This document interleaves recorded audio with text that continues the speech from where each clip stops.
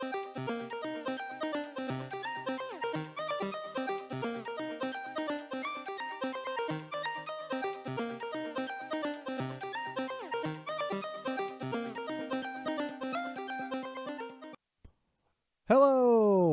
this is Vision Denial and our Clearing Vision MSI 2022. We got our full cast. We've got Josh Armstrong over here, social media extraordinaire, and we've got our Statman Connor presenting today.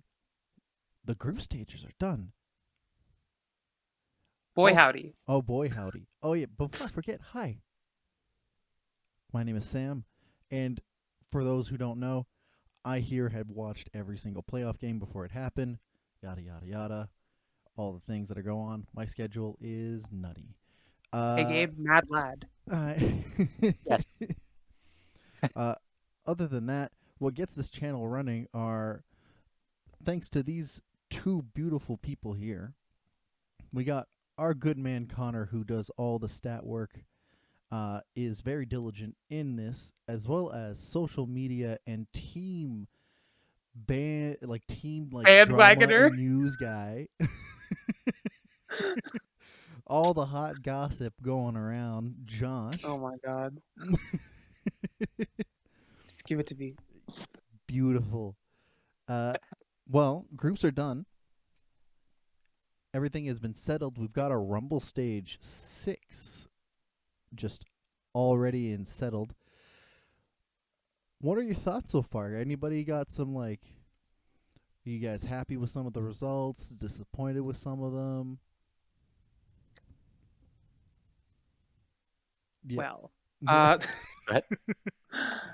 I really wanted EG to do better. And they did 4-0 the Australian team. So that's good. However, they did not do that against G2. So, as an NA boy, I'm a little bit sad about that. But overall, so far, I'm loving the tournament. I like seeing everyone. I'm impressed by a lot of the teams. Yeah, it's going good so far. Hot take right out the gate. Please. This is actually the best overall, aside from all the other things, aside from the, the ping drama and the no schedule, aside from all that, putting all that aside, this is the best overall competitive League of Legends we've seen in at least a good maybe 3 to 4 years. Ooh, do you mean by eye test or by page results? Not even just results wise, just the overall quality of the game in general. Okay. As in, there is more. Most tournaments we come in and we have, here is the meta, here is what we play, right? Here is what is good, here is these permaban must-play champs, here is what's overpowered here, this item is too good, this is, right? It's just, let's play to what the patch is. But the game is currently at a state where, there's more than one thing that is good, and there's lots of different ways to play the game, and G2 in particular has exemplified this. You're able to do different things, and there's different ways to approach the game. And you can't really say that someone who's approaching the game differently than you is actually wrong, because there's multiple ways to win. And that, as a viewing experience, exactly. It's there's no art in the sensor, there's no juggernaut meta, there's no protect the Cogmon meta, there's none of this. It's just, hey, we think our siege comp is really strong today. We think our poke comp is really good. We think this full-on engaged team fight comp is good. There's so many different ways of playing the game and different team styles and compositions and champions that are currently playable, as we see with the champs. Right now we're at 92 played champions. So the entire World Championship last year, including play-ins, was 87. So just in the first stage of MSI, we have more champions than the entirety of play-ins and Worlds last year. Okay. That is cool. Amazing. Okay. I will raise this. I agree asterisk. Okay. I do think that the caliber of the favorites is higher than previous years. I do not think that this is the most competitive so far. And I'll issue Well, it's fair. under a frame of this.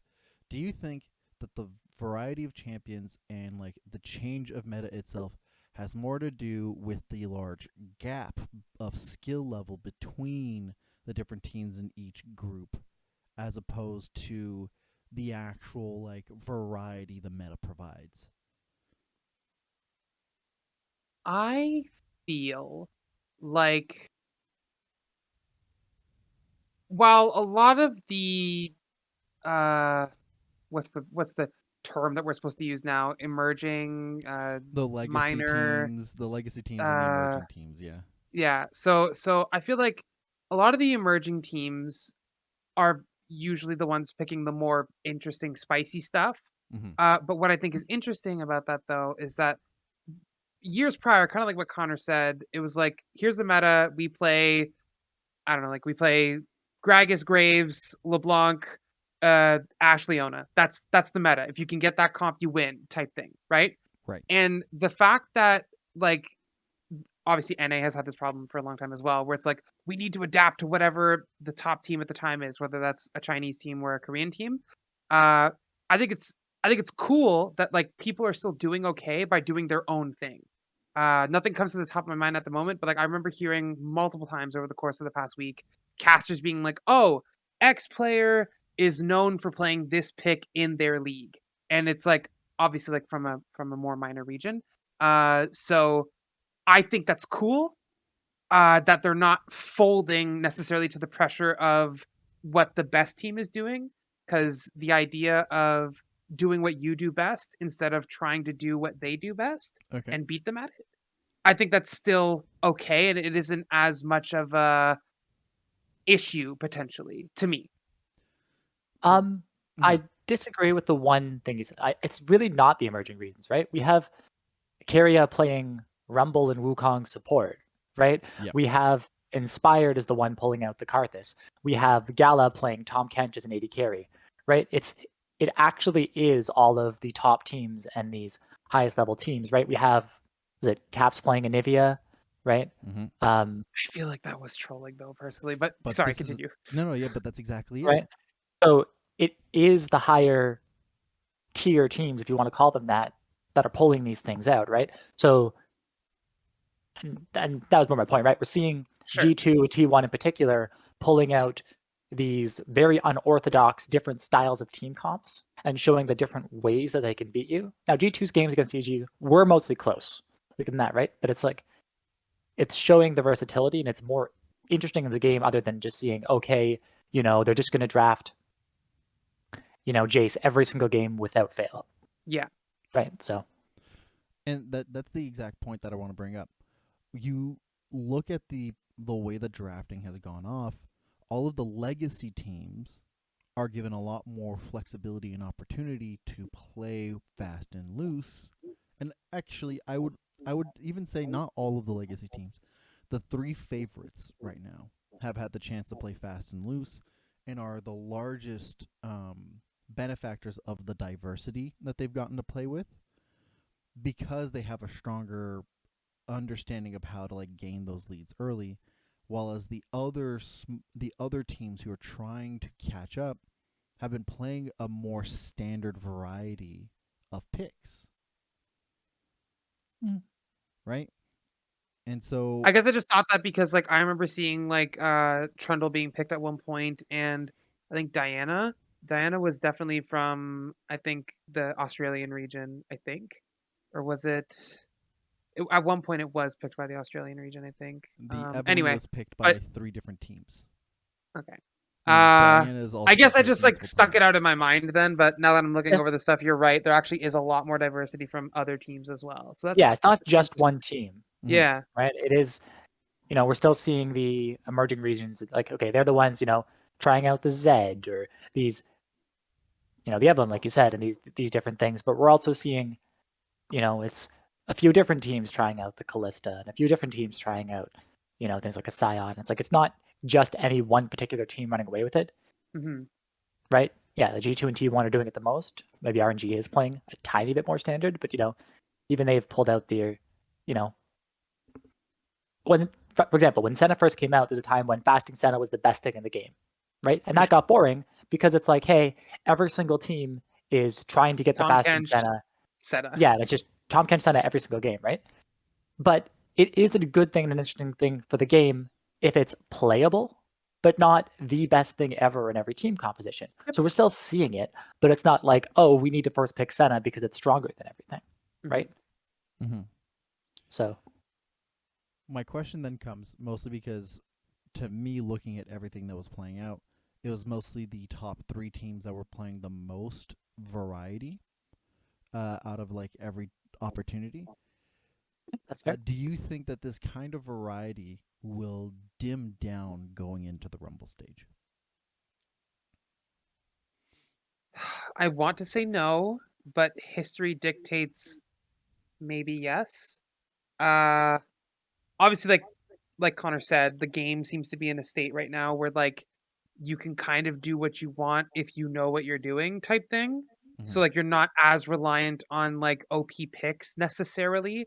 So I while I don't think we're seeing a Nivea, I I I I want to say that like G2 and like T1 might still be our potential like candidates to pick something weird. I think that EG is probably going to stick to a lot of like what is considered standard for them, and I feel like RNG will probably go pretty standard too. But I think those are the 2 teams that'll probably like try to do something new, if any. But it also could go all out the window and everyone just goes, "We're all picking an Nivea" and stuff like that. So I don't know. I mean, I think first you have to give credit to the coaches of G2 and T1. Yep. As well for the things they do, right? Like EG specifically said, like, hey, we had 0 prep for Anivia. We had not played against it practically, just about ever. We were, entirely thrown off because we weren't used to dealing with this, right? It's not a thing that we played against at all, right? So, credits too. There is something to be said about really the way... quick. Yes. For people who shitting on my boys EG, being like, how do you lose to a troll Anivia pick and as a resident bronze to gold player, it is even in our games, it is super common for like a pick that no one plays to be picked against you, and you go, ah, damn, I've been playing against LeBlanc, Zed, and Zoe all day. What does Brand do again? I forget. Like it happens. It happens to us too.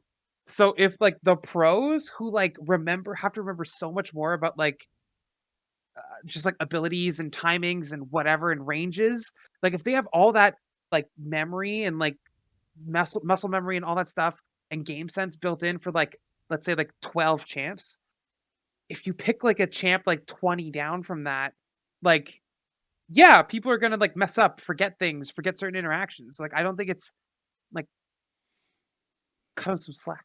Just to piggyback on that too, the caliber, and I've announced this, that very few, like a very small percentage of the players currently in MSI this year have played more than 4 years.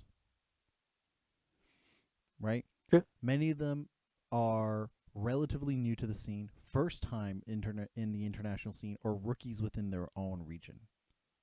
Right? Almost no one on the VCS on the Saigon Buffaloes have played more than 5 years within their roster. The only team that has calibers of that kind, you have Faker. That's it on T1, right? Like the caliber of history on it, right? You've got G2 with Yankos and Caps. Yeah. Right? Broken Blade is relatively new to the scene compared to them. You've got the majority of RNG is very like established and has been for 6+ years. Mm-hmm. And then Impact on EG. Unipod. I mean, Balkan's been around. And then I was going to get to that. In Japan, there's teams that have been playing for like 7. There's like players that have been playing on their teams for like 6+ years. But the issue is that Detonation Focus Me has so little international experience because they flop usually in their region by the time playoffs comes in. If you remember, they've only have 5 international showings. Isn't that more than like anyone else in the region, though? Yeah, right? But the Like region has they are only been around for like a smaller fraction of the time 7? compared to. Yeah, so if it's like 5 out of 7 times it's you, that is the majority. Yeah, that is. Yeah. Yeah, they have the majority. They. Okay. But at the same time, counterpoint to that, if every team has a lot of young players, what we also said there is every single team has a veteran. Mm-hmm. Right? At the same time. Like true. It's interesting to point out that all of these teams are a mixture, right? It's that because you want that kind of that old guard that mixed with the, perhaps some of the newer ideas, that kind of thing, right? So I think that's part of why we're seeing so much flexibility and so many different ways of viewing the game. It's because we're getting that mixture of ideas, and I think that's that's what you want in pretty much any context, right? You always want your veterans, and you want the new influx of new ideas and that kind of thing being brought in. So you're right. So Josh has already talked about his disappointment slightly with the performance of EG. Yep. That's cool. I will say, out of the 6 that we have, and the 5 that were eliminated, of course some people are going to be kind of like, oh, well, what if this team was in this group instead? Who knows what could have happened? If you were to switch 2 teams from the 5 that were eliminated and the 6 that have qualified that should be switched, who are the 2 that you think should go? I have my answer. How are the pools made again? I completely forget. They're drawn. So they have draws. Okay, so like everyone can go everywhere. No. So there's like pool 1, pool 2, pool 3, pool 4, right? Oh, yeah, okay. Right, and because they didn't have the full 12 regions again, pool 3 only had 2 teams in it. And so what happens is that you can't be drawn in a group with the same pool that you're in with it. And so one group will always have only 3 teams, of which you could land as a team, like a group with no pool 3 or 4 to face off against. Only a pool 1 and pool 2, right? Which is virtually just legacy teams that you face off against, and then you're screwed. Which is the situation that Order put under. I'm gonna be honest. I don't remember what the pools were, so it's gonna be hard for me to go. But just like as a thing, I would have liked to have seen. I don't even know if this is a possible group, but I would have liked to have seen EG, G2, Buffalo, Paris. I don't think that's possible, That's but not possible. that's Those are all pool 1, pool 2 teams. Well, there you go. My question here more was like, out of the 6 that qualified to the Rumble stage, oh, sorry, and the 5 that had been disqualified, which 2 teams would you want to have seen switch? Because there's a situation where like, oh, like who would qualify versus who wouldn't? Wouldn't, like, if given they switch groups, which one would you see switch more? I understood it as like if we redid group stage, what would you want the group? Sorry. Go ahead. You go, Connor. Okay. I think the trick here, since you mentioned the pools, is we actually did get the pool 1s and the pool 2s are who qualified, right? So this is, at least in Riot's mind or something, the top 6 teams. Now, the only thing there is a lot of people were expecting DFM to qualify over Saigon, I believe, right? Saigon, yeah. Saigon, right? Thank you. So that has to be okay. And they're the only other team looking at it, stats-wise, like I do, who actually has decent numbers behind them, right? The other 4 teams more or less, looked moderately worse. Obviously, there was some decent games out of a few of the teams. Team A's looked good first couple of games, that kind of thing. But right, that kind of has to be your go-to is DFM over Sagon. Not that they necessarily should have. It's just I'd raise you, instead of replacing Detonation Focus Me with Saigon, like flipping those two. I think Saigon Buffaloes showed more than anything that they were still able to keep up, despite like some of their inconsistencies. I would have switched PSG Talons. I would have switched the Talons and Detonation Focus Me. You know what? I agree. Okay. Right? I think it would have been a stronger Rumble stage if Detonation Focus Me was in instead of the Talons. Primarily because I think that we're still showing the Talons from their playoff time, which is like a far cry from any kind of performance they've had in the last 3 years. Like, this is the weakest we've seen them since then. I have a little like blurb that I wrote in some notes here. Mhm. PSG looks iffy. They won against lower competition for the most part. So I don't know how well they'll do against other teams. Whereas, like, because their group is what again? Wildcats. Hold on. Wildcats, Cannons, RNG. Like the team got gutted, obviously, from the last time that they were good, or like from the last time that they were like really impressive. So like there's that. But also like the two regions didn't seem to do that great. RNG was RNG, obviously. And obviously like it's a bunch of hypothetical like what ifs and stuff like that. But I feel like with what I saw from DFM versus what I saw from Talon, I agree with you, Sam, that like probably would have been a little bit more competitive. Because I'm worried, not to like jump ahead or anything, but I am a little bit worried that like Talon's just gonna kind of get like rolled over by almost everyone in that group. yeah. Part of what I was doing was swapping two teams that actually could have swapped because they were in the same group. True. But yeah, if we're talking about individual teams, off the top of my head, putting predictions, I went PSG fourth, and then I thought about it and I looked at it a bit more, and I think what it comes down to is that we have a lot of teams that are really strong right out the gate. Yep. Right? We have a lot of early game focused teams that will get a gold lead, hold on to it, and close out the game. Right? And PSG is not that. And that is their issue, right? Like we saw when they're in their games versus RNG, it's their and it's kind of BG's problem a little bit too, but they tend to lose laning phase a little more often. The exception of Hanabi, but they're basically getting gold deficits in mid and bot lane quite a lot, and I don't think they're going to be able to come back from that.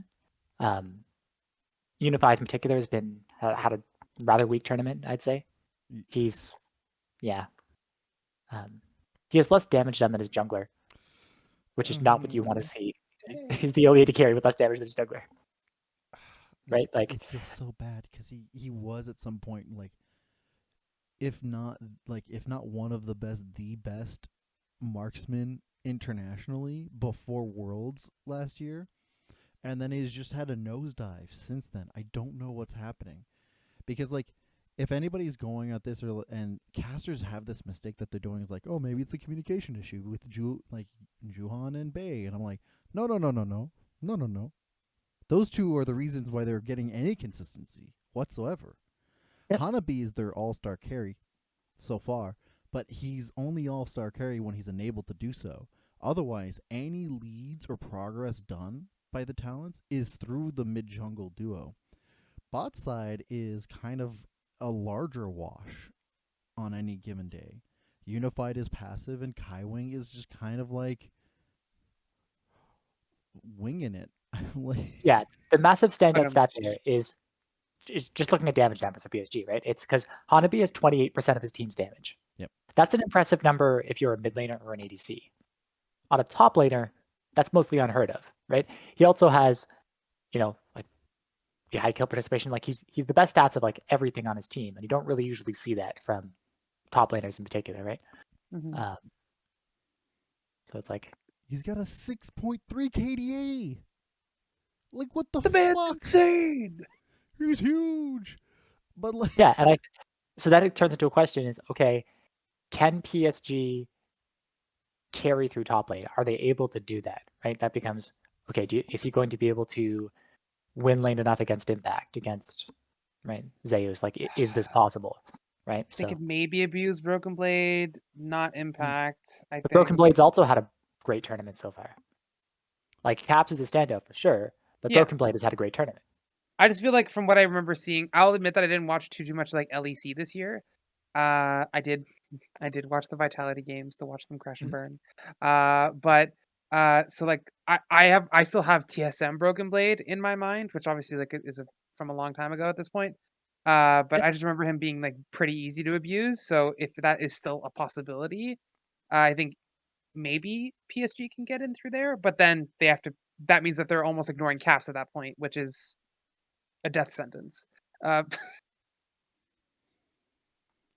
Yeah, I think the main thing that, in my mind, is what makes Broken Blade stand out to me is he looks equally good on Ornn as he does on Jace as he does on Camille. Mm. Right? Like these are entirely different play styles, and right, when you have a top laner that's able to do these different things, Impact too. Let's pull that off, right? Yep. He's specifically known for Ornn and Tryndamere, very different champions, right? So yeah, I don't. I. It's possible. I don't know how likely it is. I oddly think that might be the only way that they can get a win is if they just get Hanabi to like just go off. How possible is that against these other teams? I don't know. yeah, it's. I have no like. I'm a huge fan of like most of the Southeast Asian regions in general. They tend to be super fun. They're kind of like very swingy. Of like one side of the fence is really good, the other side not so good. Hmm. It was really weird. I was super worried about their approach. Like usually the Talons come in after maybe like some hiccups, but usually fairly dominant. They go into the international scene and everybody's like, yo, question marks. Are they going to be actually that good that they even have competition? This time they had competition, but nobody raised question marks of how they had competition. Like, Yeah. how is it that they needed to work so hard to get here compared to their counterparts in the Flying Oysters in the region who look way more consistent. Like the highs of the Talons are fantastic, clean, consistent throughout the board. The bot lane, top lane meld together in a great team fight, and the mid jungle duo literally is just there for setup. Fantastic time. The rest of it looks like Hanabi is in a kindergarten trying to just clean up messes, going like, I've got not enough arms, too many squirrels. I like it. Right? Which I think is the reason why like none of us predicted PSG going through. Right? Yeah. Like not in a million years. So, as we lean in, we're like instead of just we're like jumping the gun on this. There is some hot contested issue in terms of who we think is going to be moving on in terms of the fourth seed. Like I don't think people are arguing first, second, and third, right? If you're arguing that like either RNG, G2, or T1 are going to be not making it through, I don't know what you're doing, buddy. Did you not see like the average game Faker's time being washed like up. He's too old. He's been here for too long. But you two thought that EG were going to move forward. I think Josh is mostly because he's overestimating their capabilities of going No. through. But Connor also thought that EG were going to be going through over the Buffaloes. yeah, Now, and I had it as a tiebreaker. yeah, you did have it as a tiebreaker. Yes, you did. Now, I want to get your thoughts. I want to get Connor's thought because he'll probably have a larger stat breakdown in terms of like Probably. what the two are from this. But I do afterwards. I want to hear your perspective, Josh, and then after that, I'll come in Alrighty. with my rebuttal. Tell me I'm wrong, Sam. Tell me I'm wrong. Let's go. I did think about this, And right, and what we've seen from comparing the two teams, right? Okay, we have evil geniuses who basically rely on, the veterans. They're inspired in particular to kind of just stabilize in the early game, try not to lose in the first 15 minutes, right? And as long as they're able to do that, they are able to turn it around in the late game team fights, right? You got Danny and JoJo who scale up, get the farm, and show up when it matters late game, right? They're not ending games in 20 minutes like anyone else. They're trying to survive, they're trying to hold on, they're trying to scale up. That's why they like their Jinx and their Zarya, these kinds of things, so they're able to make plays, right? Now, Saigon, I think, are a better early game team than EG. And I do think in that particular matchup, they're probably going to be able to get the gold lead. Where I'm unsure of is if they're able to actually close out the game cleanly before Evil Geniuses comes fully online, right? Mostly because Saigon does have really high death numbers, right? They do make mistakes. They don't play that cleanly. They do play a little bit more of the looser style, you might call it. So I do think versus EG, especially with the leadership you're getting from Inspired and Impact, making these more, we call it stabilized, right? Yeah. Plays. I think Evil Geniuses will be able to keep the game going. And once we hit that late game stage, I think that's a situation where they're favored. All right. Josh, now I want to hear your thoughts. All right. EG versus the Buffaloes. So I think EG's gonna take that matchup, and besides Hopium, um, I do think that they are the better team. Um, this is a take that I saw on Twitter that I think was like taken like or based off of something that was said like during broadcast at one point, and I just kind of like noted it. So like what people were talking about is that apparently like players in the team were interviewed or saying that like people are saying that like they're doing a good job right now and blah blah blah, but that like the Marines are better, and Yes. that if it wasn't for like the Asian games, like Yep. all that stuff. Yep. So the fact that like their second place team, they're doing okay. Obviously, like they're not any of the other teams like Wildcats or anything like that that like failed to get out of their group. Clearly, they're doing all right. Um, I do think that the way EG's structured, the way how, at least in my opinion, how like Impact is like very much able to be like a floodgate like wall to stop things from crumbling. And the fact that if they can that like I feel like Danny is like an insane carry. I feel like that's enough to get them over. And while obviously like the VCS is a scary region, as we've known from the tyranny that was Gigabyte Marines for those like 3-4 events back to back. These aren't the Gigabyte Marines. So I I feel like that's enough to get them through.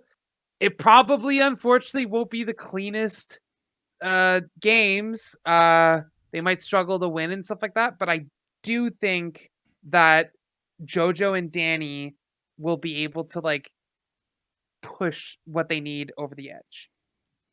Yep.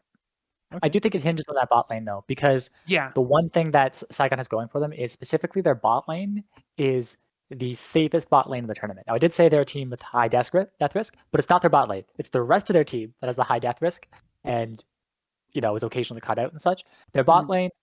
lane, Taki has some of the, least deaths on any support, and Shogun at ADC has the best vision numbers of any of the AD carries. And as a support main, I appreciate an AD carry with good vision numbers. I also appreciate that. Okay. What vision score of 5? Hmm. So, here's where I come in. Across the time when I was looking at like every single game that's going on, there were no teams at all that I thought of that could beat T1 cleanly or without it being like a swamp of some sort. Okay. Until I literally saw the Marines. The Gigabyte Marines are terrifying. Put that as a note. What is the Okay, for Worlds only later. team in the VCS to beat the Marines? It's the Buffaloes. Okay. Now, if that's not an already strong opener, granted, there's some context here, right? A lot of the times when I'm looking at the way that teams play, my first thought of is, do the laning phase look like they're passively gaining a gold lead without taking kills or objectives? If yes, already we're terrifying. T1 and the Marines are the only teams across internationally that do that.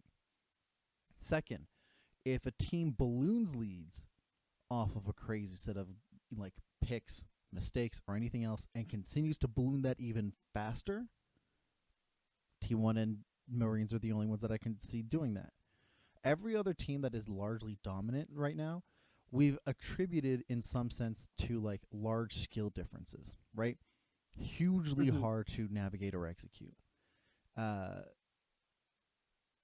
T1, looking at them play, I was like, oh, well, this is standard against literally every team, regardless of the skill difference. Okay. Worked out this way. Same thing with the Gigabyte Marines. And yet, both T1 and the Marines have one kryptonite within their own regions. And for the Marines, it was the Saigon Buffaloes, who play a style very similar to Gen G, who, given the credit, also a fairly inconsistent team throughout their styling and play style. And where it is also still the only other team within the Group A that had such a strong following with their early game. Whenever they have a lead, compared to other teams like Evil Geniuses, their leads, when they hold them for Danny specifically, and they get his gold in, but they tend to neglect the rest of the map. You can't do that against any of these other teams. You're going to lose way more. You're going to be trading down in a consistent manner. And the Buffaloes don't know how to say, oh, we're going to scale and turtle. They will increase tempo, which is not a style of play that Evil Geniuses have even given a second thought to. So and the thing about Danny and JoJo, just to work with that point, is sure their numbers are fine, but it's not worth their gold share. Given the amount of resources the team pumps into them, their damage numbers do not match, right? Like, you have players who are like this, like you have your classic Uzi and Reckless double lift, like, who will take the majority of the gold on their team. But then for that, it's okay, they are dealing like these, 32% of their team's damage, right? Like, they're doing these, you've seen that historically out of these players, right? Danny is getting the same kind of resources, but not the same output for that.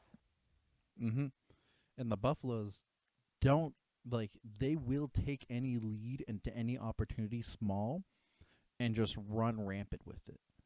Now, everybody who's a fan of the VCS would have preferred that the Marines chose to do out of MSI over the Southeast Asian Games, but that's the international fans. The local fans prefer the Southeast Asian Games. Understandable. It's the Olympics.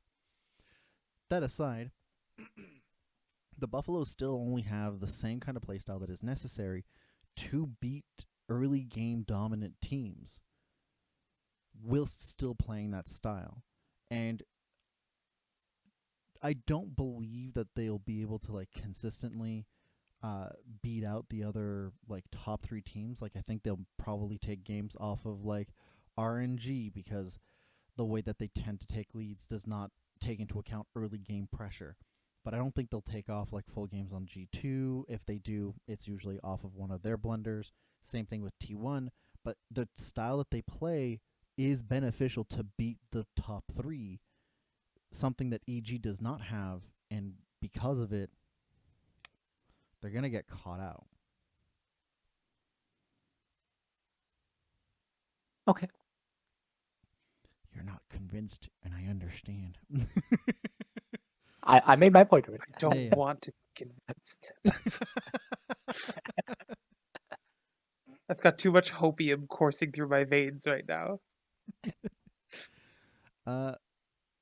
Moving on from that specifically, I think the other thing that we've mostly consistently like agreed on and I'm just double checking here, is that we would see that RNG actually isn't like second place amongst this group.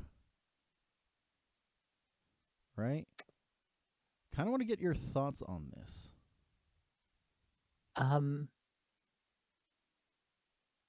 Like, what about their playstyle right now doesn't give you the confidence that they'll be second place? Like, they're obviously top 3, right? But why? I have G2 at 8 wins and RNG at 6. Yeah. We're all in agreement of RNG is third place. Oh, it's third place. Yeah. Okay. Why all 3 of us are in agreement for third place? Like, I have my thoughts for this, but like, Mine is super dumb, as it usually tends to be. For years, I've associated RNG with Uzi, and not seeing Uzi there, to me, it just kind of like something in my brain, like whenever I think like results and all that stuff, like I understand that like Ming won, or not Wing, Gala won player of the game like once or twice over the group stage that they just had and stuff like that. So like obviously like he's doing something right and all that stuff. I just feel like because I know most of these players have been around for a while. Besides Ming, like none of them super like click in my mind or super memorable. And so I guess like that's like a little bit of a bias for me where it's like, oh, I don't really like know anyone here. Like I know they're good because they're RNG because they're China. And like I've seen their games, like nameplates off. You can obviously tell like what team is doing better and stuff like that in most of their games. But I don't know, like I guess like because like there's not like Uzi and like there's not like this like giga like scary dude on the team. I I feel maybe Gala's just as scary as Uzi is what Scott was about to say statistically, but I feel like for me, I feel like you're doing a big discredit to Xiaohu. Xiaohu is the king of spring. Is the king of spring. Yeah. Did you also? I don't think if you knew this, but this is virtually the same lineup that won MSI last year. There you go. And so like, Indeed. And yet we're still not there. The confidence is not there. So again, Hopium and then SKT. No. That's the 2 things. So whereas I'm looking at the top 3, right? And it's funny because if you asked me just on a generic state, who would you rather play against? I feel like I would honestly say T1. Even though I have them first place, I would rather play against T1 because I feel like T1, watching their games, has just been like, we have the best mechanical players in the world, and we know that. So we beat you because we're better than you. Right? I don't think T1 has necessarily the best macro in the world or the best drafting necessarily or any of these things. It's not that it's bad. It's just, it's nothing exceptional. Right? I'm not saying, T1 can't play macro or something. No, far from it. It's just, is it the best in the world? I don't think so. Title of this episode should be Connor thinks that Vitality drafts better than T1. Right. So where they're winning is it's basically Kyria and Faker and Gumiusi, right, can owner, like the whole team basically, can just beat you 1v1. Right? They rely on these champions that have that outplay potential. It's why we're always seeing them on these champions. Like Faker always plays champions with mobility and dashes and, has the Everfrost for the extended CC. Like they're doing these very specific set things and being, hey, we are better than you. Right? So that is easier to play against, possibly, or to try to draft around, to try to figure out a way to beat, I would say, than G2, who's just playing anything and everything, right? You can see T1 is banning Nautilus every single game. Why? Because that Nautilus R is the you can't outplay this button, right? T1 doesn't like playing against like this point and click CC because you can't outplay that, right? They're specifically banning all these types of things, right? So if I'm going against T1, it's like, okay, let's play the Poppy, let's play the Maokai, let's build these, let's play everyone defend the Kog'Maw, defend the Tristana, and just pick a whole bunch of tanks, point and click CC, right? Like you can figure out a game plan. I really want to see someone just go like, okay, we go on Poppy jungle, we're throwing an Orin in the top lane, let's put a Galio in the mid lane, and Shen like, support. let's just do it. Let's just go full on defensive, prevent them from just outplaying us and dashing all around us and stuff. Like, let's do it. Like, there was a game plan there. I'd like to see someone try it, right?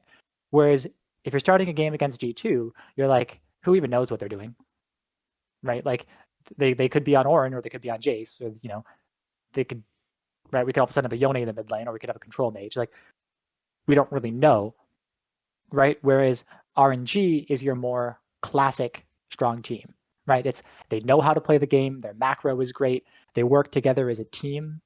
Right? Like as you're saying, they might not necessarily have the star power. They do, but they work as a team. Their vision control is the best in the game. They clear more wards than any other team, like in existence. Basically, they are the best ward clearing team in existence. Sorry, I'm ranting a bit here. That's but, all good. Just RNG they play stable, they play controlled, they push up their vision line, they make sure what's going on, they keep track of where the enemy team is, right? They are the most stable, the most controlled team. Mm-hmm.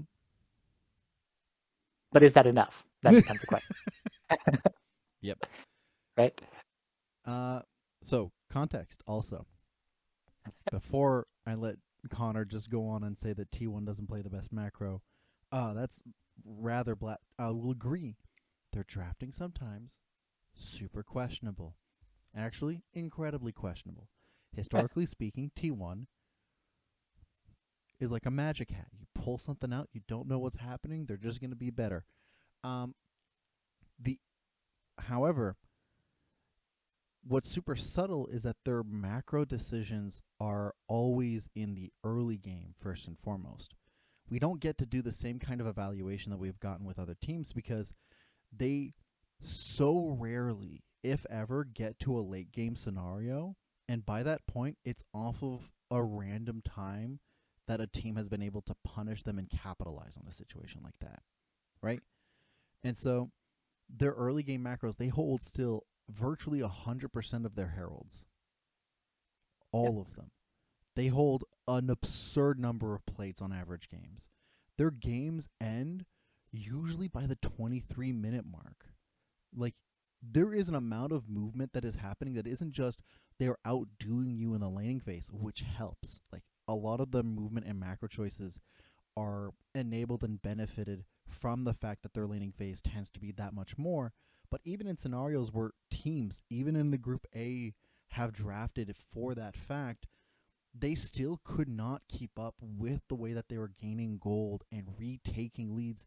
Like, on a regular basis, Detonation Focus Me would find leads and get like close to a 1k lead, and within less than a minute, it's gone. They gained 2k just from laning phase and then some from movement around the map, taking structures.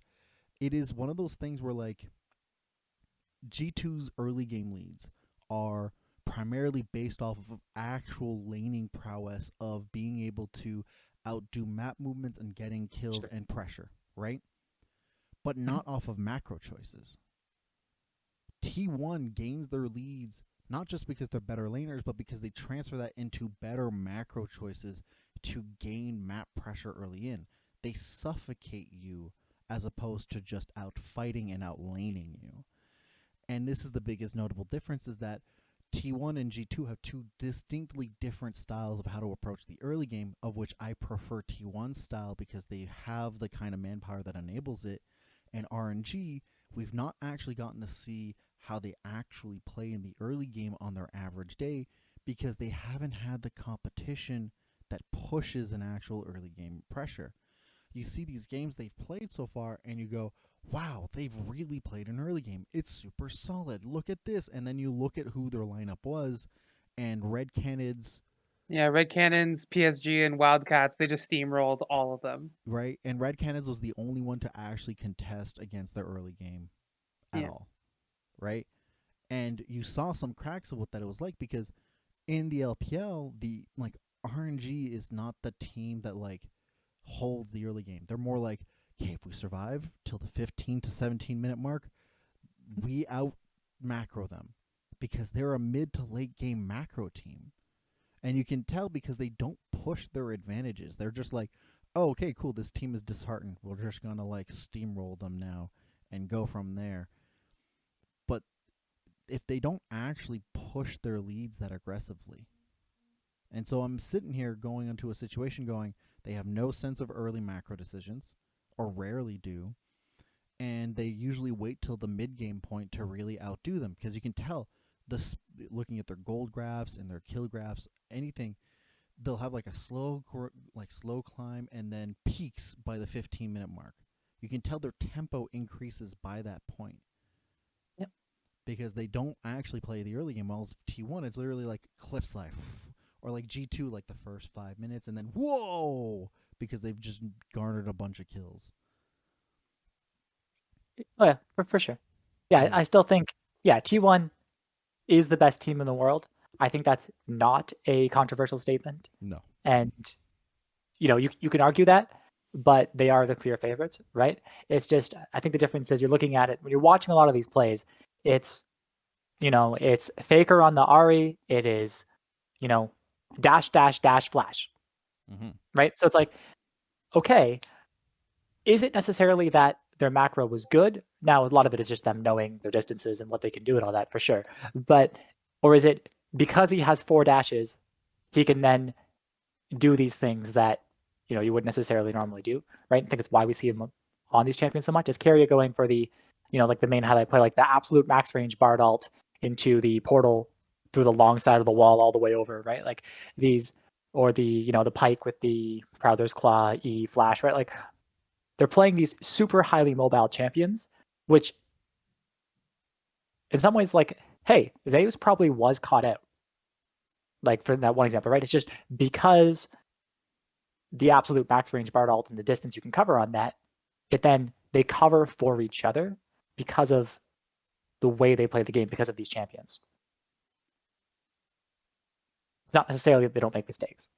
I'll point So does that mean that the old saying of CC wins games is changed to movement wins games now, or mobility wins games? Well, it's with CC, right? It's like when all of these examples of giving the Ahri, the Pike, and the Bard are like, it's the super long range CC, right? The Everfrost. But they're the ones with mobility though, because we're not seeing Leona or Nautilus in there because they have a lot more CC. I'll pull you this, right? Outside of the fact that T1's vision control specifically is not fantastic, I wish it was better. Their vision denial is ludicrous. Right? Haha. Who said it? They said the thing. The thing that I want to point out is, take a composition that T1 has that they play on an average basis. Yeah. Do you think G2, who plays on the same kind of ideas of holding the fringe distance, getting the same kind of movements, Caps would usually pull off a same kind of on the front of your mind, he pulls something crazy. Do you think that if you were to give a T1 draft to G2, that they would apply the same kind of pressure and lead early game that T1 does?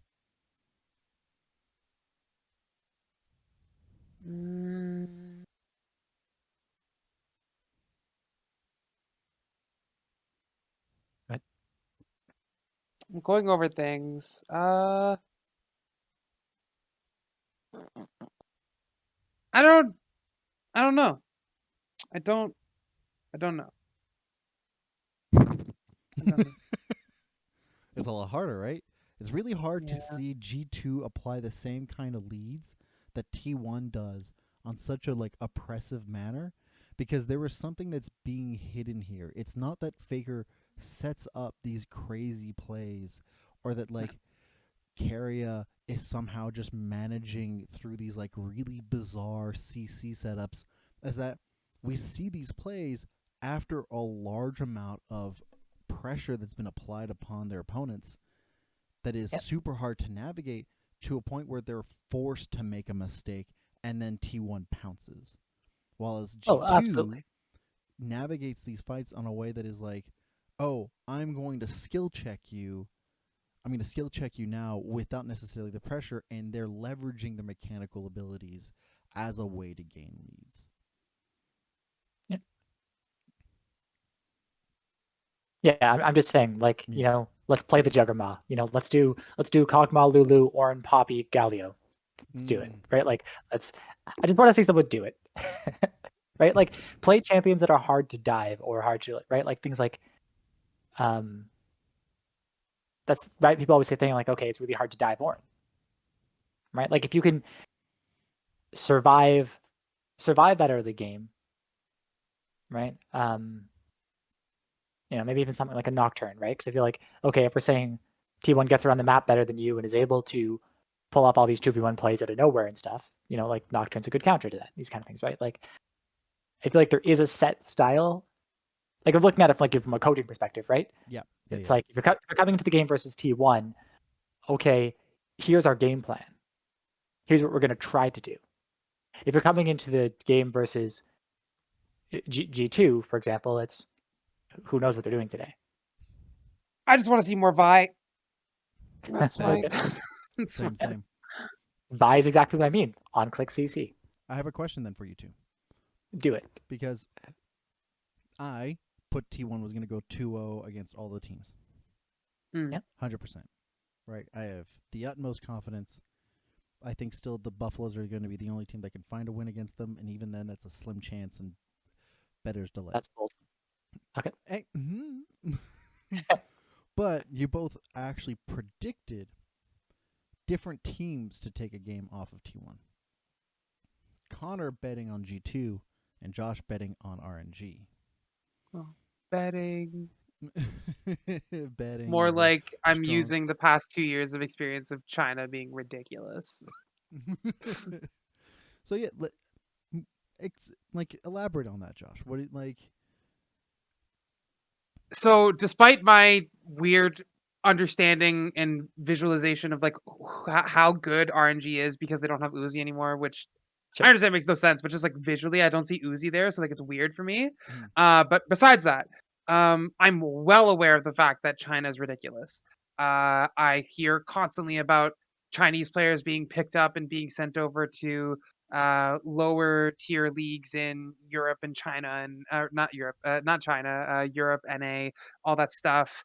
TSM, though it was a failure, like they picked up a bunch of people from like the lower ends of the Chinese stuff, I think. And like they've also just been like crazy for the past like 3 years, 2 years, where like they just kind of seem to be like this, like not unstoppable force, but like this super like imposing figure. Mm. Whereas like, you know, like the days of yore where like all the Korean teams are like out macro, starve you out, win. Uh China tends to take, on average, obviously, and like this is like grain of salt depending on the team, but like on average tends to be like beat you down, the risky plays, stuff like that. So that's why I think RNG can maybe take it, because like we kind of just talked about recently, T1 is doing a lot of we play perfect, and that's what we do. Uh so if a team disrupts that, I think that, like, you know, it could then be possible for them to not only disrupt it but then also win. And because China has a track record of being, most would say, the best region, I think it makes sense for their top seed to take a game off T1. But I think they're gonna win trade. I don't think they're gonna, like, I don't think one's gonna 2-0 the other. I think it was definitely gonna be a 1-1. All right. Well, To you've to heard just my like very clear. to add on to just to piggyback on that, a comparison for a lot of people. I mentioned that like they're not a strong early game team, but they had to go twice on best of fives against the strongest early game team in the LPL, and a common thing that T1 falls under is an overextension, overeagerness, and overzealousness on finding situations where they think an opponent has made a mistake and then getting punished for it, and they have to like reset and slow down, which is a thing that RNG is very solid on approach for. And so like any time that they're given a chance to like reach that 15-minute mark, is heaven for them, right? So like if they're given that chance, which is not unlikely, T1 is very like wild and chaotic when it comes to some of their early game plays. It is definitely an avenue I can see RNG like get a game off of them. Are you saying RNG is not an early game team? RNG is not an early game in the LPL. RNG is known as the mid to late game team. Their strengths and advantages come from their approach to the macro at that point. Otherwise, they're mostly a survival make it to that point. They've not been challenged in the early game team because the only teams that have is Red Candidates, who are inconsistent in the approach to taking early game leads and like going with it, and then like PSG who tied with them, and that was like back and forth at best. And then the Wildcats, who are not an early game team themselves either. Yeah, I agree with that. It's just interesting to note that RNG's average 5,400 gold lead at 15 is by far first place. Yeah, in this So tournament. Yeah. Yeah. Yep. On average. That's also because like they steamrolled the people that they were playing against, though. Yep. Yeah. It's also over more games, right? Like Yeah. they've done it consistently, right? So yeah, and that's why I have G2 taking game off of them, because it's, or the way I'm looking at it is, you know, if we're saying T1 is the best micro team in the world, RNG is perhaps the best macro team, G2 is the wild card, the chaos, The cheese team. right? So Not actual cheese, I know. you know, if we're gonna have, chances are, if you flip a coin for like if Cap shows up for the game, right? And it's like, okay, if Caps and Broken Blade both show up on the same game, they can Good win. old question of claps right? or Like, craps, right? right? Well, yeah, that's the big question, right? Like I've been wondering for the longest time as like the spring playoffs are going off is what kind of Caps are we getting over time? And like he's gradually improved and stayed consistent. Yeah. Awesome. But Caps like, always plays better on stage buff. sure, that's not historically true, but sure. But it's what the caster said once, so we believe it. Yeah. I mean, he said it himself too. That too. Yeah, He's like, I always feel so much better and feel more excited. Like, I have more energy and I feel like. So it is a outside direct of like, himself.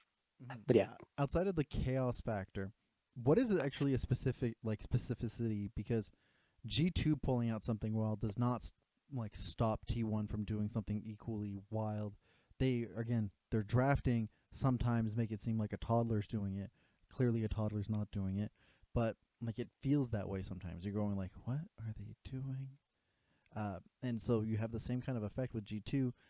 The drafting alone, or like the choice of picks alone, to me doesn't seem like strong enough argument against T1, right? And there's clearly something else if you're like, you think that G2 can still take a game off of them.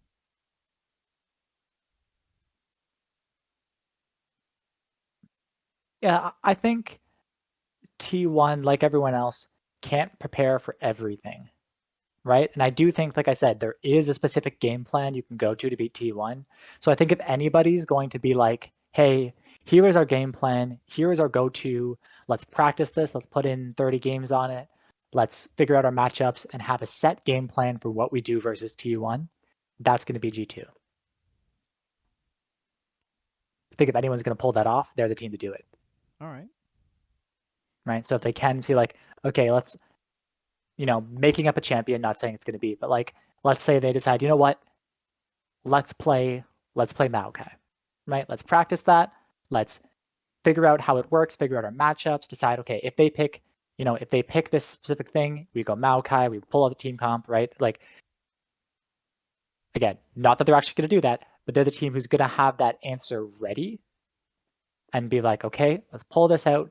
And then it's on them to figure out how to match it, how to play against it. All right.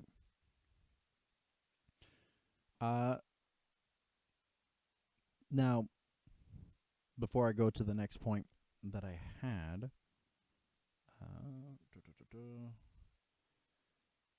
Talk about how TSM got Maple? Okay. No.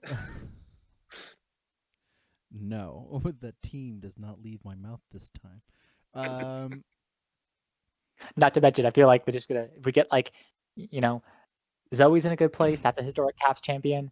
His Silas is playable as well too, right? So it's like, okay, His if we get Silas? his Oh my Silas god. into an Ari, and we get a Silas with an Ari alt, and he's just like deletes Gumayusi and stuff, like I could see it. His outplay into the GP that EG had, that was Impact's EG, I think. Impact's GP. That was actually gross. Oh my god. I was heartbroken when I saw that. I was like, "Oh, me every time there's a Silas on the enemy team. Like it's dead. We can leave it." Nope, comes back. Yep. Stupid champ. Would you play Alistar? And you're like, no. So, right. I was going to ask, on a scale of so far, because we kind of danced around the subject of like who can beat T1, right? What avenues can it be done? What parts of T1's play, so on and so forth. On a scale of 1 to 10, how terrifying is T1? 9.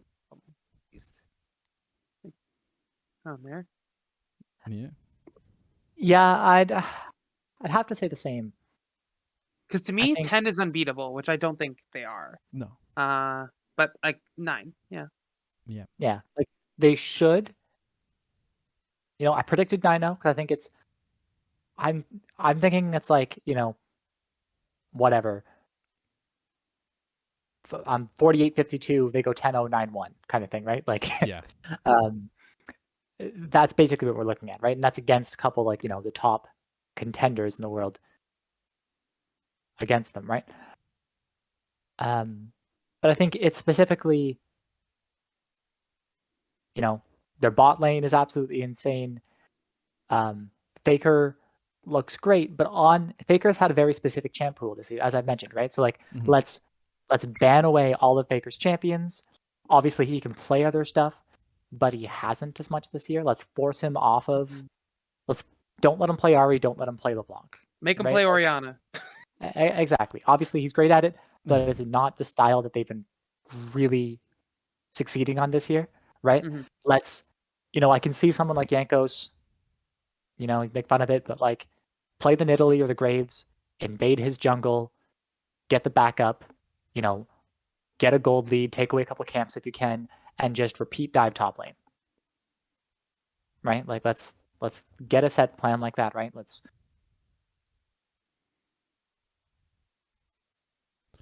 I put him at a 9.5.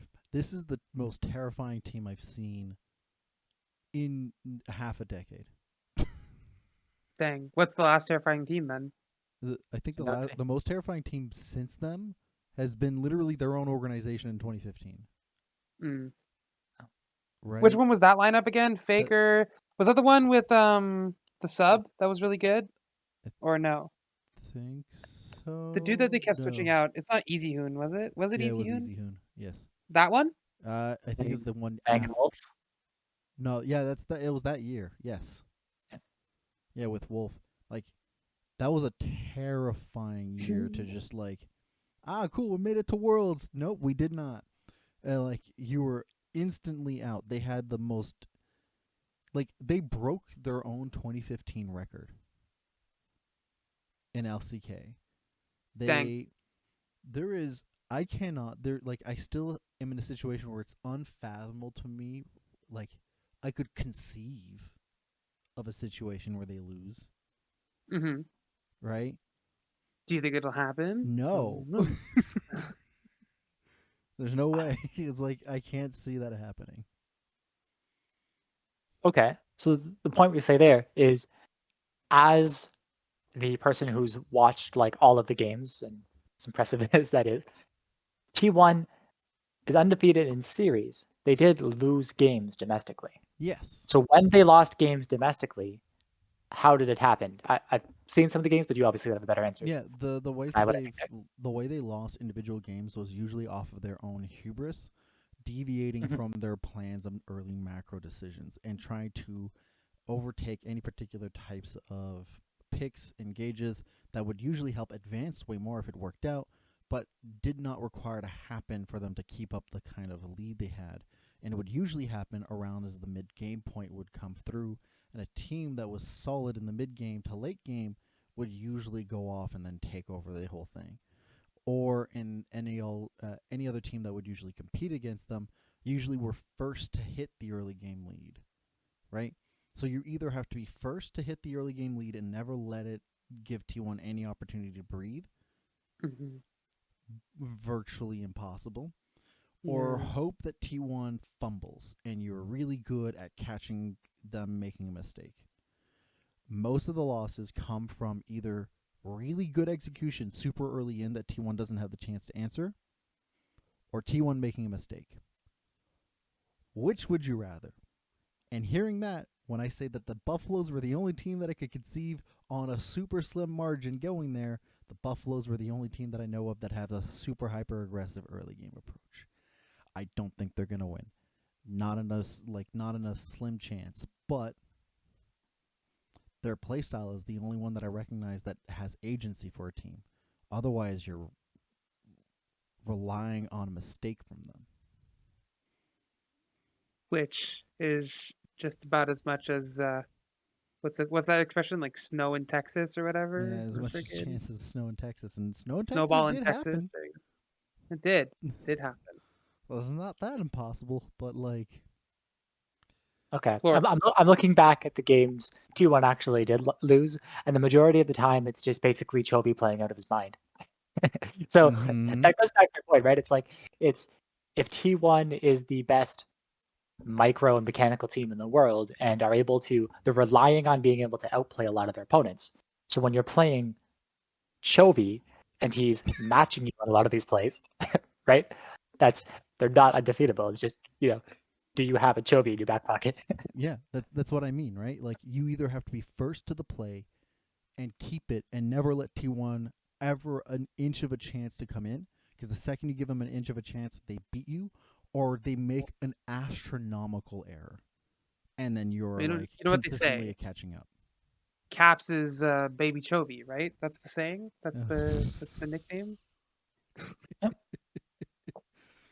Yeah. Yeah, I certainly don't say EG necessarily, pulling off that level of outplay, right? But they might. But they might, Connor, and that's what gives me strength.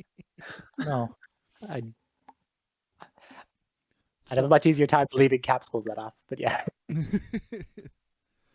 um, so moving on from individual teams, I want your thoughts on specifically the meta that we've had so far, outside of like, oh, it's interesting, we've had some variety, but more specifically on what were the top 5 picks again? They were Lucian at 100% pick rate, Ari at 100% presence as well. What else? Wukong. So yeah, it was like Ari, Lucian, Wukong, LeBlanc, and Gwen Yep. are the top 5 right now. Jeffy on the Nautilus. Yep. Yeah, you've got like some other stragglers after right a little bit behind. But the thing that strikes out to me with this is that those 5 specifically are skirmish heavy with lots of ability to control neutral objectives. Right? Do you foresee these 5, and as an extension, this kind of meta transitioning into the Rumble stage, or are we expecting some different priorities?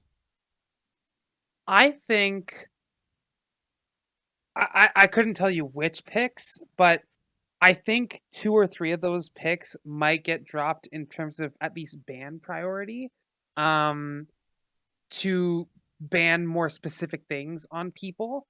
Just because now that it's the stakes are higher or whatever, because like we said previously, almost all the teams that are through right now, or no, all the teams that are through right now are the pool 1 and 2 teams, the teams that were like favored to get out and all that stuff. So like now that they're all facing each other and they're not mixed in with pool 3 teams, that they might try to be a little bit more specific and try to get like the leg up on certain things where it's like, oh, uh so and so's the Caitlyn is cracked. Let's not let him have Caitlyn or whatever. Or Good news. or 5. I think it was what team was it? Hold on. There was a team. It wasn't Gyami Su, whatever, Guma dude. Yusi? There was maybe Caitlyn it has been was banned Unified? 6 times. All No, 6 no, no, games no. G1 has played. Okay, so maybe it was Guma UC. But I just remember like the casters at one point, kind of like you, Connor, where they're like, just do it, just try this one thing.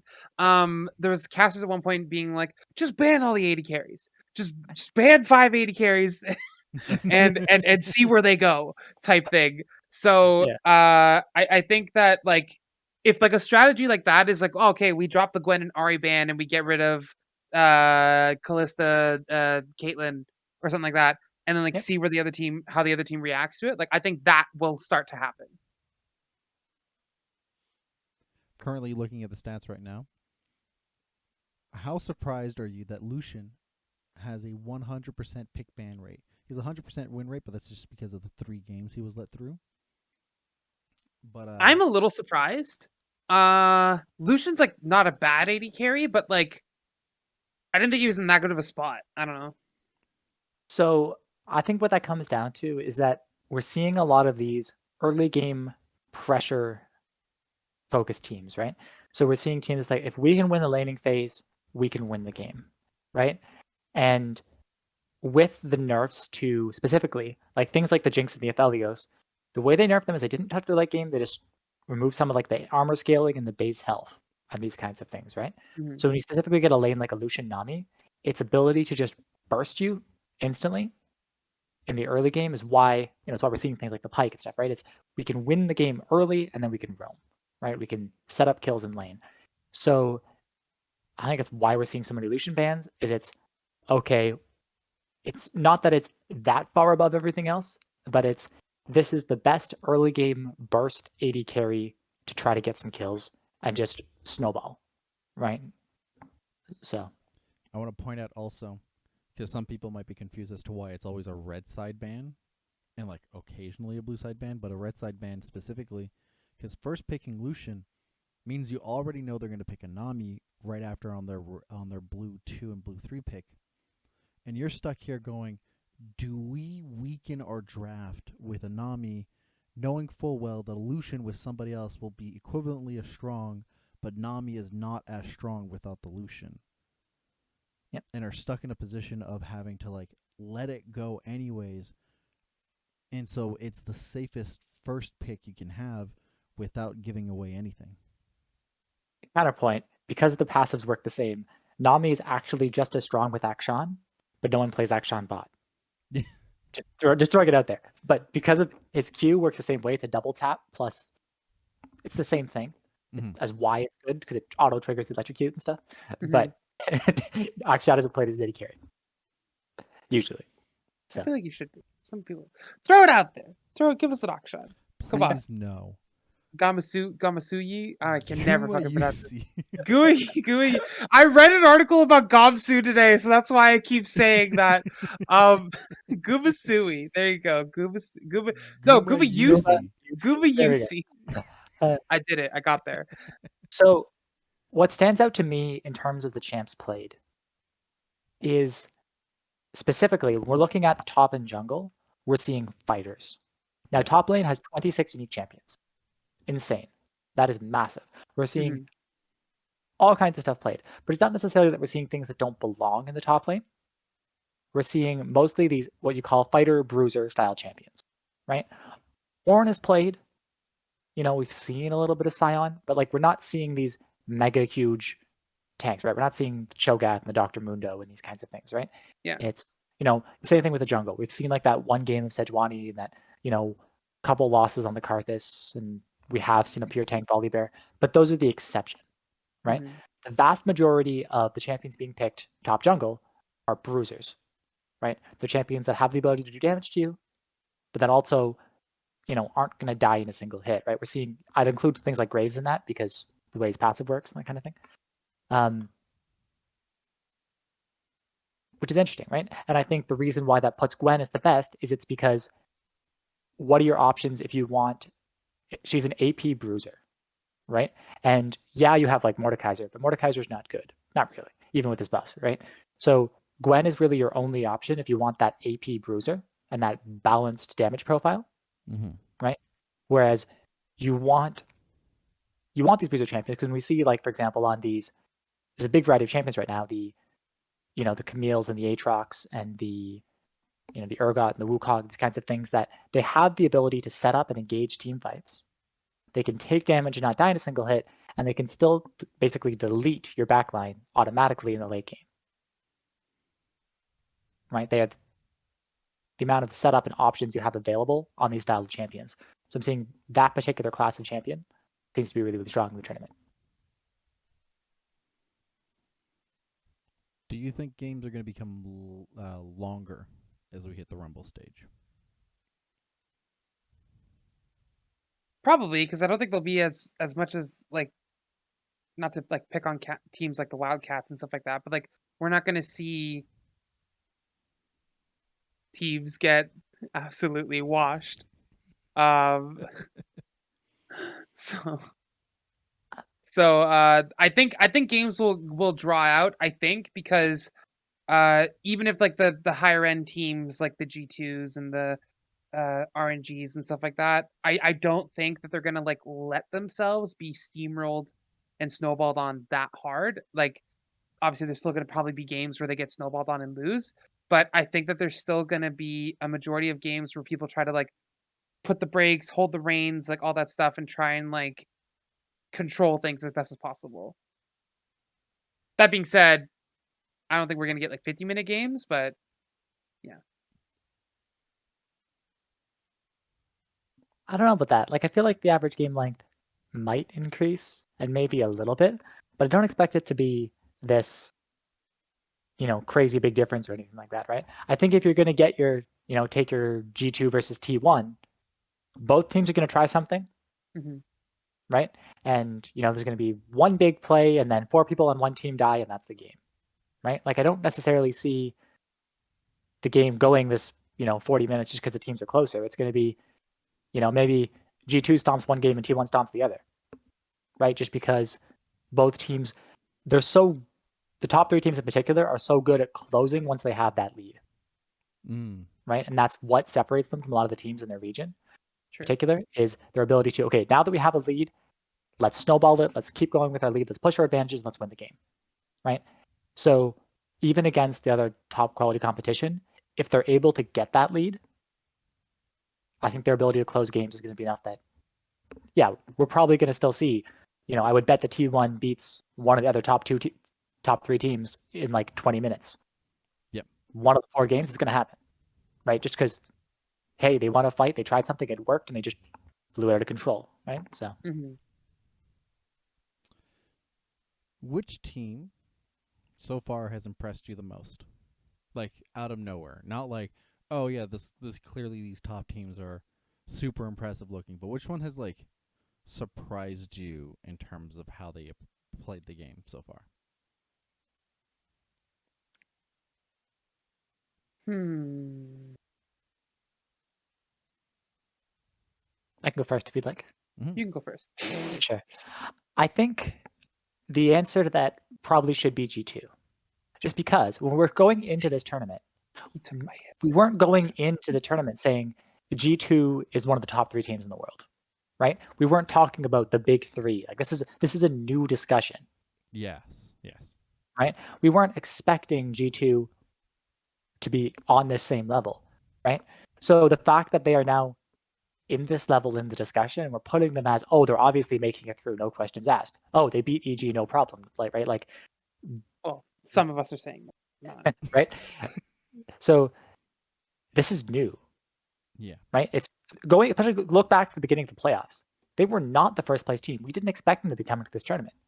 Then they came into playoffs, lost their first series, I think it was the first series. Yeah, they did. Right? And like, they looked like they were just out early in the playoffs, went to lower bracket, and then just went undefeated all the way through. They're on what, a 20-game winning streak, right? Yep. Basically out of nowhere. So then as this winning streak goes on and on and on and on, our expectations of them just have gone up. But they weren't T1, they weren't the top of the region, they weren't supposed to be here. So going from that to where they are now is it's night and day.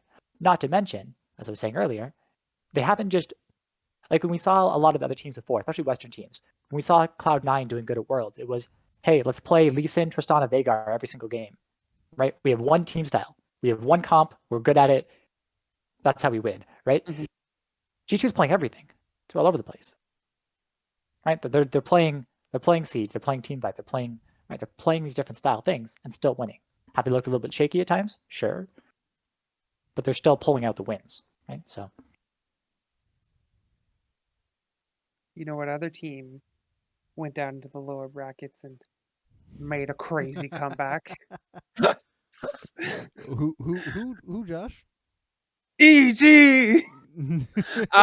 No, but I guess since like I agree with Connor, I can't really think of honestly anything else that's like a team like oh impressive, because like everything is like more or less par for the course. Just I know it's not the question, but I'll say I'm disappointed in EG because they, in my opinion, they have the skills to not get mollywopped like they have been. Um, and I'm hoping that scrims have been going better and stuff like that because similar to G2, like they had a thing where they were doing okay in like spring split and then come into playoffs, lose first thing, make a ridiculous run to finals and like did they 3-0 Liquid or 100 Thieves? I can't remember. Didn't they Yes. 3-0? both. Okay, there you go. They went So on they 3-0'd both. 3-0s. There you Yeah. go. So I did remember it properly. But yeah, so like they had a good run as well. So I'm hoping it's maybe some effed up kryptonite situation where like they'll do good against the other teams, but like for some reason G2 just has their number. But while I can't give a who I'm most impressed by, I'll say that I'm disappointed in EG and I hope that they do better and they can and will do better.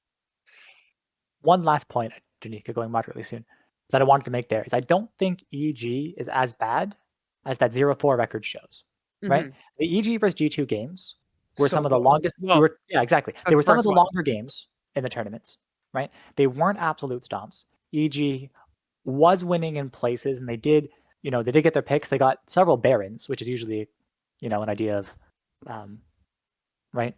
And their weakness there is maybe not necessarily being able to close out the games or, defend their backline.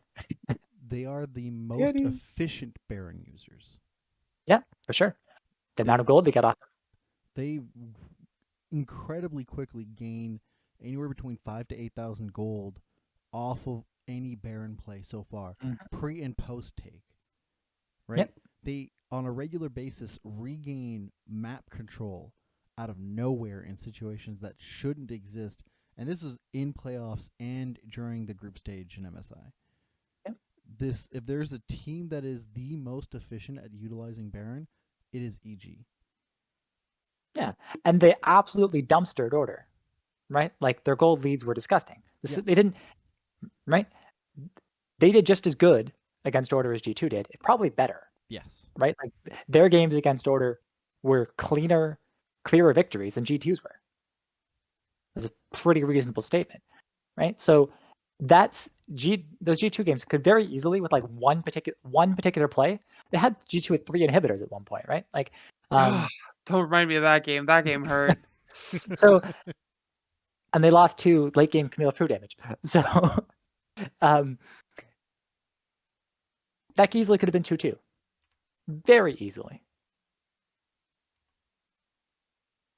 Yeah. So I think that's and if it had been, would we still be saying G2 is this deserves to be top 3 automatically? No, because I think they're riding momentum. Oh yeah. Or I think people's perceptions are ridden on momentum. Yeah, results-based analysis. Yeah. It's the best base analysis. It's never wrong. All right. Any last passing thoughts before we close out today's episode? I wish the Marines were here. Yeah, me too. EG's doing great. T1's probably going to win.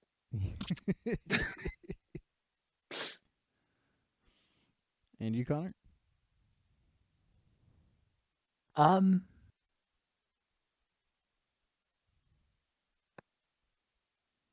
Yeah, I think I said a lot.